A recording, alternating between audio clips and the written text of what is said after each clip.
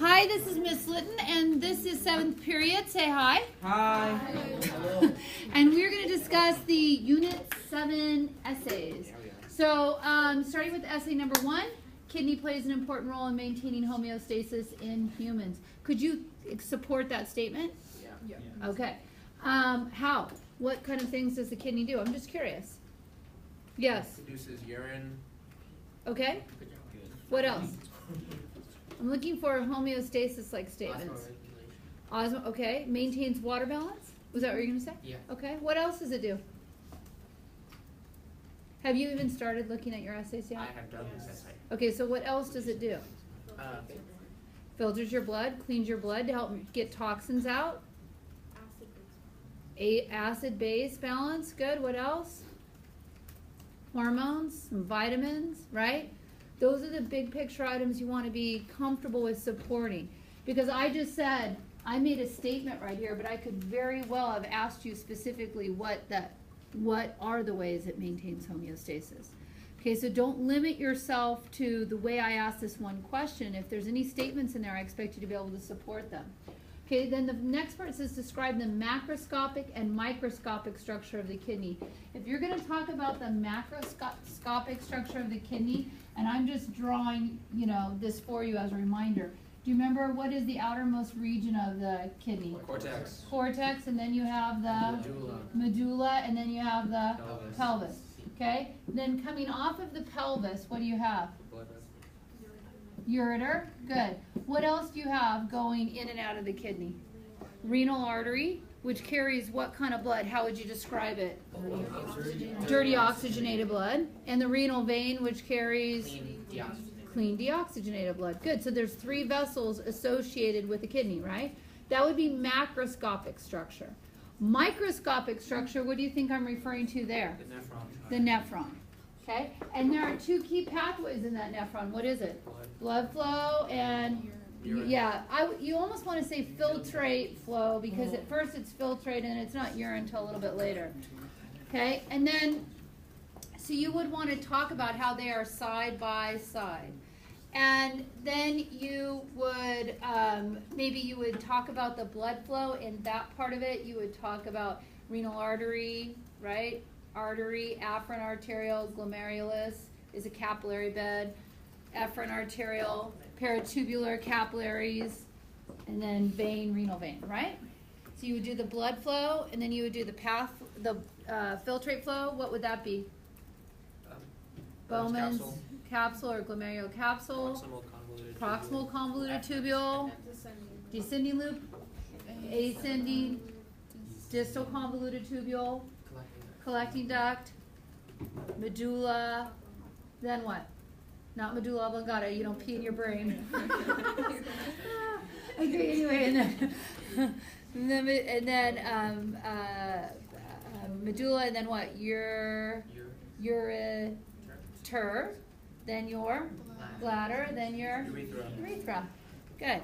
All right. Then explain the process of urine formation as well as hormonal interactions. So, if I was going to talk about the process of urine formation, I would probably, talk about what? Filtration. Yep. And I would call it glomerular filtration. Okay? Then I would talk about how at the glomerulus, due to what kind of pressure? Not osmotic. Hydrostatic pressure, right? The force on the blood due to the heart. Hydrostatic pressure forces anything that's dissolved in the plasma out. Does it force out red blood cells? No. White blood cells? No, platelets, not unless somebody punched you in the kidney. Then you would. Then you'd pee pink, right? Okay, with a little blood in there because you had broken the capillaries. So due to hydrostatic pressure, and you would name some of the things that would come out in that filtrate. Primarily water, right? Nitrogenous waste, and you can name the things that are dissolved into plasma. Okay, what's step 2? Reabsorption. And you're going to say what kind of reabsorption? Valuable substances.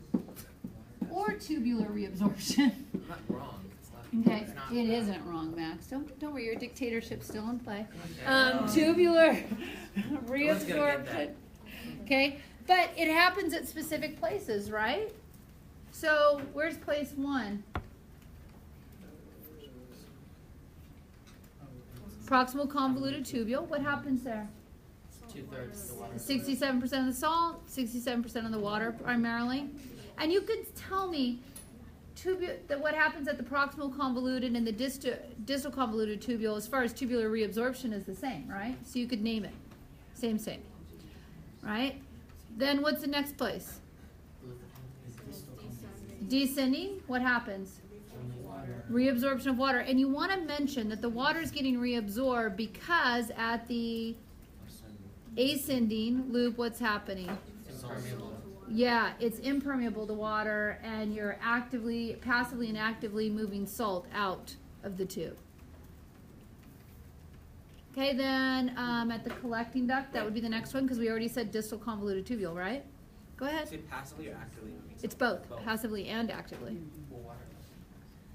No, not water. Salt is passively and actively. Come on, buddy, you got it. Okay, then what happens at the collecting duct? Water and a little bit of urea. It's not like we want it back. It's not like we're, a shark trying to maintain it. It's just, it's so concentrated at that point we pick up a little bit of urea. Okay, what is the third part? Tubular reabsorption. What's part? Yep. Tubular secretion. Got it. Okay, and where does that primarily happen? Distal convoluted tubule. Boom shakalaka. And there you're actively transporting out of the filtrate back into the, out of your blood into the filtrate, anything that you don't want. Any toxins, waste that you want to make sure is out of your blood. That could be where you are also altering the pH of your blood. Okay. Now, there was a little bit more to that question. It looked tiny, but it's kind of big. It says, explain the process of urine formation as well as hormonal interactions. Okay? So, what are some hormones related to the kidney? Say. ADH, okay? So you could say antidiuretic hormone that is secreted from the posterior pituitary. Remember hanging onto the post, either have your baby or pee, right? Can't you see it? I can see it. He's like, no. Okay, secreted from the ADH makes the collecting duct permeable to what? More permeable to water. So water will leave the filtrate and go back into the blood. Perfect. Okay, got another hormone for me? Diarrhea. What? I mean, it's not a hormone. Renin. Who secretes renin? Kidneys. Yes, the afferent arteriole. Perfect. Of the kidney. Now, that then sets into motion the whole renin-aldosterone connection, right? Via angiotensinogen, angiotensin, Okay. right? That whole thing. Remember that part? Yeah. And why would I secrete renin, though? Low blood. Is it low or high blood pressure? You secrete it because you have high. Because your blood pressure is too high and you're trying to reabsorb more minerals, you're trying to increase blood pressure. Yeah. Okay, and see, I think I gave you one more hormone. Did I not? What? Yeah, APBio, which generates more what? Red blood cells. Okay, good. How are you feeling about one? Good. Good. All right, kidney, check, done. All right, number 2, for nervous control, describe the following events in some detail. Describe how an impulse is transmitted along a neuron fiber. So that part right there, how it is transmitted, you have to talk about what? What are you talking about? Action potential. Okay, then B, describe how a neuron quickly reestablishes the resting potential. How does it quickly reestablish the resting potential? Potassium going what? Out. And then the original out of balance to keep the neuron functioning, what's that referring to? Sodium potassium pump. Describe the events that occur at the synapse when an action potential arrives. What would be one of the first things? The action potential is arriving, then you would start talking to me about what? Calcium. Calcium. You talk about calcium, then what would you start talking to me about? Synaptic vesicles, then what would you talk to me about? Yeah, the neurotransmitter, then what? The sodium gates. I talk about the synapse itself, the synaptic cleft. Then what would you talk about? Receptors. Receptor, ligand-gated receptors. Then you would talk about if it's excitatory, what would happen? Yeah, if it's excitatory, then the NA gates open, and you're working to reach the threshold to cause depolarization. Does that all sound familiar? Okay. Then describe a reflex arc when an individual touches a hot cookie pan. Okay. So what neuron is going to be triggered? Sensory neuron, which is going to synapse with an inner neuron simultaneously with a motor neuron. Okay. The inner neuron is going to your brain where you're going to perceive hotness at about the same time as your motor neuron going back to your muscle is telling your muscle to what? Contract.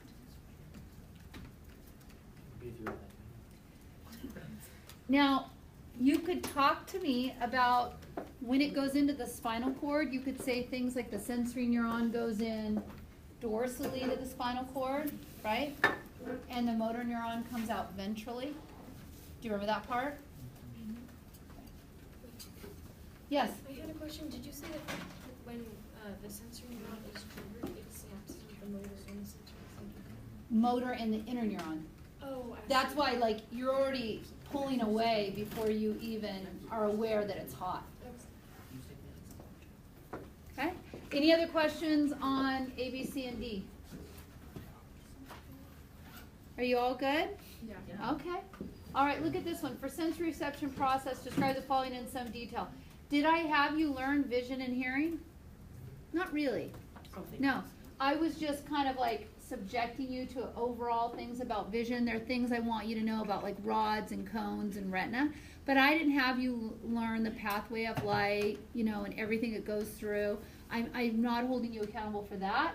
I'm not holding you accountable for hearing. Okay?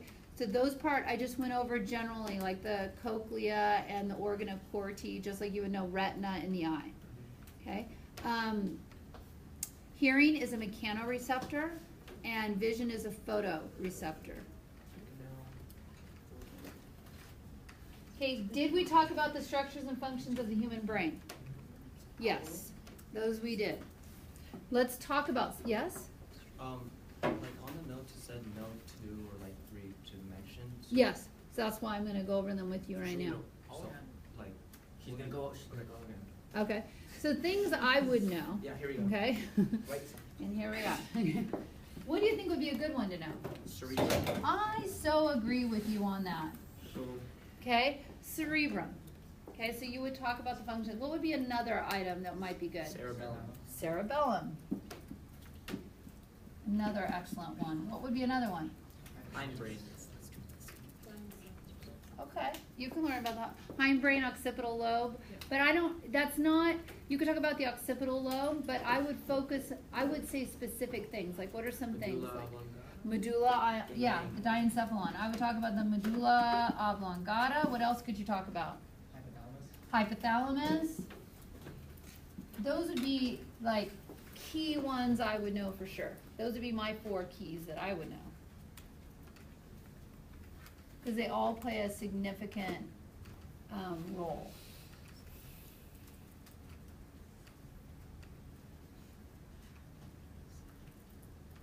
Okay, we good on that one? Okay, let's move on to 8. Describe the anatomy and physiology of the hypothalamus and the pituitary gland. Name and describe the function of each hormone they secrete. Be sure to include a discussion of negative feedback mechanisms. Okay, that one's not overwhelming, right? Let's talk Just about it. negative feedback. No, even that is not overwhelming, I mean, right? I messed that up on the test. Oh. No. Yeah. PTSD. Hypothalamus, right? We have stalk. We have pituitary. Mm. Oh my god. You should drop I'm glad she's me too this time. See if I can come up with a different picture. Now that that's first time. Okay, let me try again. I don't think there's gonna really be a way to do this. Just do it. Just do it. Just do it. Camera looks like straight.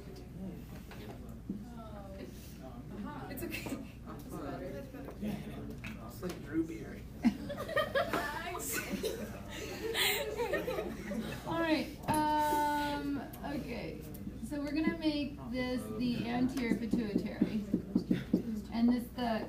you'll see direct connection.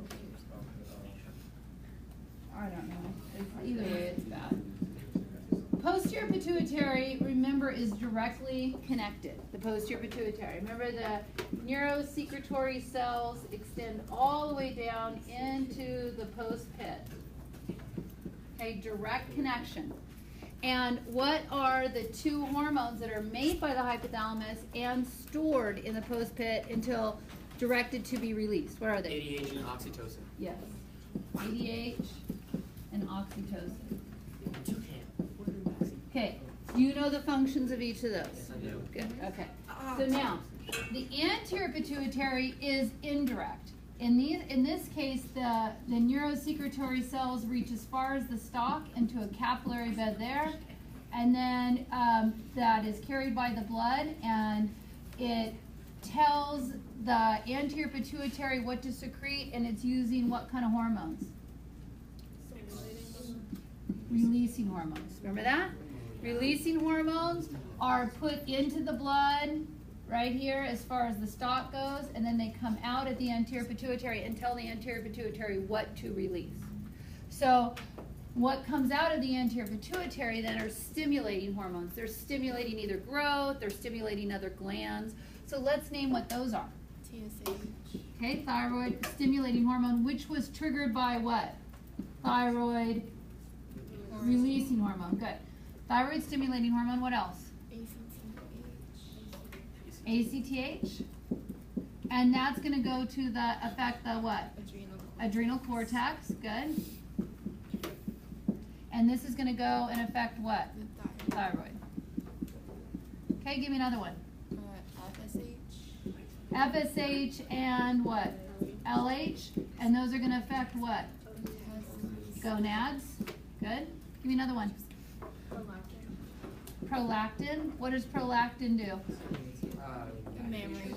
Make the milk. Prolactose. Okay, you're making the milk.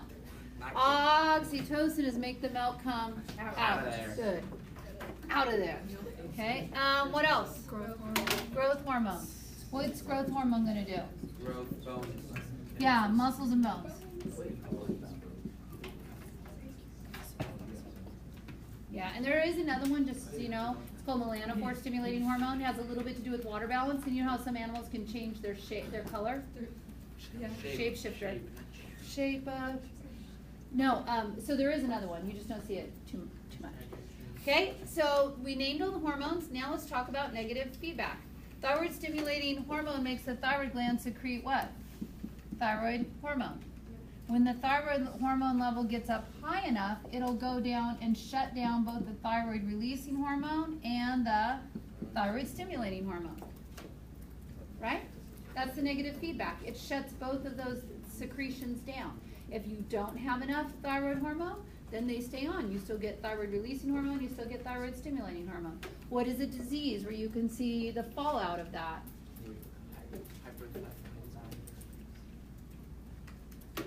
Goiter.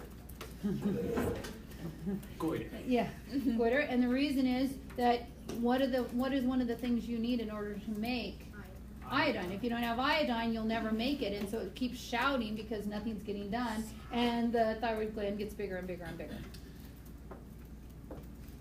All right, my friends, that doesn't sound too scary.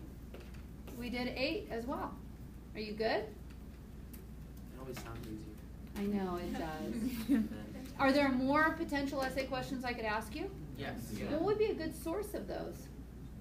Things you must The know. book at the back when they ask you to think critically, those kind of things? Yes. Is there the processes of cleavage and gastrulation and urination and all that on the test? I have no idea why I did not put that in this one. So that would be something I would probably put in another one, because I don't know why I didn't add it on here. Here's a couple questions. Well, Did I skip something? I think it's Did I put it in the wrong section? Yeah. Okay, so what do you want to have done? Because I can mention it tomorrow. Do you want to have it hold over and take it in Unit 8 or get it done in this test? Yes. Yes. Mm. Procrastinate. The only thing I feel bad about is because I didn't mention it ahead of, you know what I mean? I didn't make that correction because I added it as a different unit. Because what would, Let's look at those. Let's just look at it if you want to, unless somebody has it up. Yeah, I don't even have it. I can't even find it. It like discusses the processes of cleavage, gastrulation, and neuralization. You know, you're gonna have to study it for your quiz anymore. I mean, your test anyway. Might as well be ready for it on your essay, right? Yeah. Because you have to know it for your test anyway. I think that's a good idea. Can we go over it? Absolutely.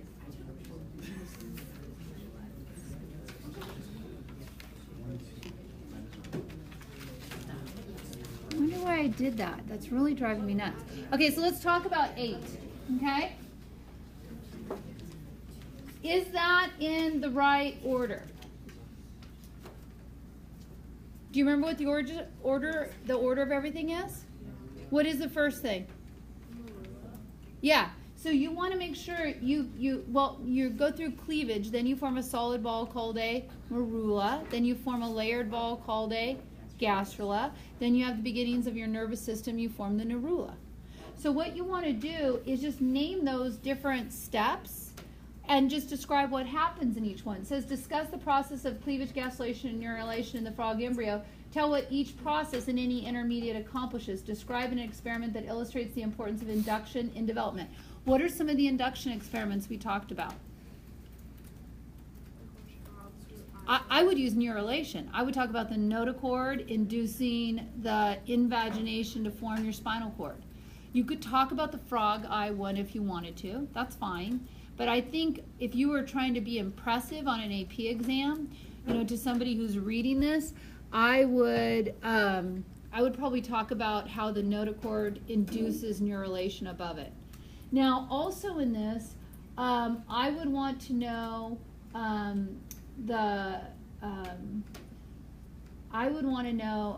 the ecto, meso, and endoderm. We won't worry about this, okay? So just cross that one out, okay? We'll just look at number 1, okay? Just number 1, okay? And so I would talk about what comes from the ectoderm, what comes from the endoderm, and then just mention everything else comes from the mesoderm. So is it anything specific for like a frog or just like generic? The reason why I use the frog is because it has an intermediate amount of yolk. Okay, but let's talk about things you want to make sure. You want to talk about sperm fertilizes the egg, forms a diploid zygote. You want to talk about repeating mitosis without any growth, right? And then it forms a solid ball of cells called a solid ball of cells called a what? A what? A morula. Okay, then you pump in salt to the inside, and who follows the salt? Water, and you form a blastula. What's a blastula? Hollow ball of cells. Good. Okay, what's the cavity inside called? Blastocele. Okay, what's the next step you do? Let out the gastrula, and you form a layered ball of cells. The outermost layer is the ectoderm, innermost layer is the endoderm, and then what develops next? The mesoderm. And you could tell me, what comes from the ectoderm? Skin, nervous system, and the eye. What comes from the endoderm? Digestive and respiratory. Do you remember how we remember those? Skin is on the outside of us, so that's easy to remember, ectoderm.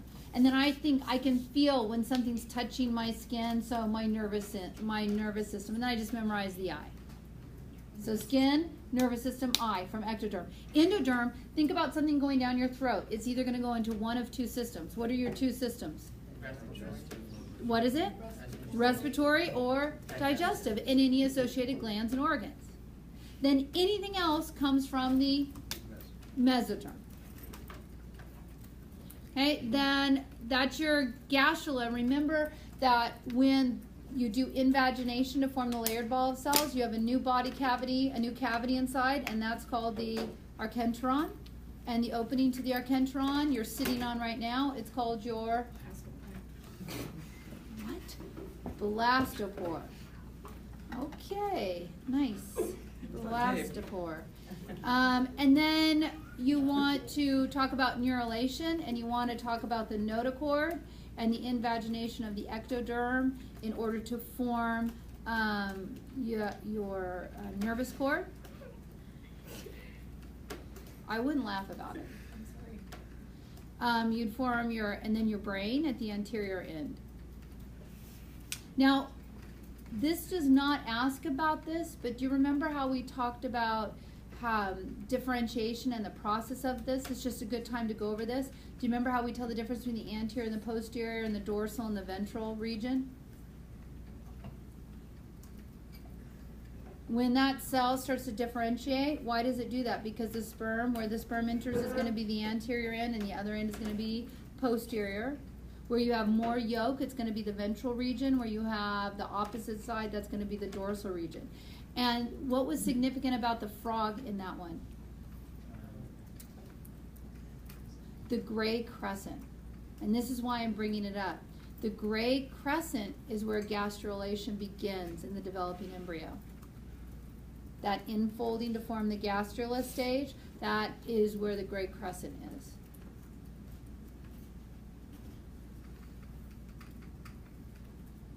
Okay, concerns, issues, questions on that one?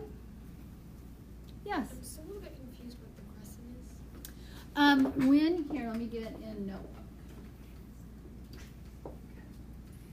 All right, so when you look at an A, where the sperm penetrates it, that's gonna be the anterior end or the head region. On the other end, you will get this kind of gray, shadowy looking thing. That's the gray crescent. And this is gonna be the posterior end. But additionally, where this gray crescent is, as you start to form a morula and then a blastula stage, that gray crescent is where invagination occurs in order to form that next stage, the gastrula stage. So if you think about gray crescent gastrula, G and G. So it's like a physical. Do you need to talk to me? Okay. It's a physical crescent that's just on there. It's not. They call it the gray crescent, I guess, because of its shape. Like if you saw it on 3D, it would look like crescent shaped. You know what I mean? Where it's wider and then it comes to points. So it looks like if you're holding it, it would look like a gray crescent. You're just seeing it from one side. That makes sense. And then that's when they were looking at like induction. You could talk about that for an example too, is where the gray crescent is that influences the cells to do invagination in order to form the gastrula stage. Okay, more on that? Yes, sir. I have a question on a different topic. Okay, any questions on this? Essays are good, including the misplaced one? Okay, yes. So on 30, I was a little confused with the process of sensation and like the steps. Like it's about like a stimulus to a nerve impulse and stuff. Okay, well, as far as sensation goes, you can either directly stimulate a nerve. Okay, like for instance, smelling, that is an olfactory cell. It is a true neuron that you're stimulating. So you're going straight to the neuron. Taste, you have a taste cell. It's not a neuron, it's a taste cell. And it can trigger an action potential in an associated neuron. So as far as sensation goes, it's either a true neuron or it'll be a cell that activates a neuron. And then that sensory neuron is going toward your central nervous system, synapse with an interneuron, and then wherever that sensation goes to, and then back out to a motor neuron in a reflex. Keep going. So you said like if it's like a taste cell, then it transmits. How does it like do that? Like what happens? Do you remember when we talked about how it can open up potassium gates or close hydrogen gates, depending on if it's sour or sweet? So it's all about those gates and pH, which then triggers another response. What else? Anything that you're scared about on this one that you can actually identify? Entire time. Okay, we good? All right. Then I will see you mañana and I will post this. Make good choices. Have a piece of toast.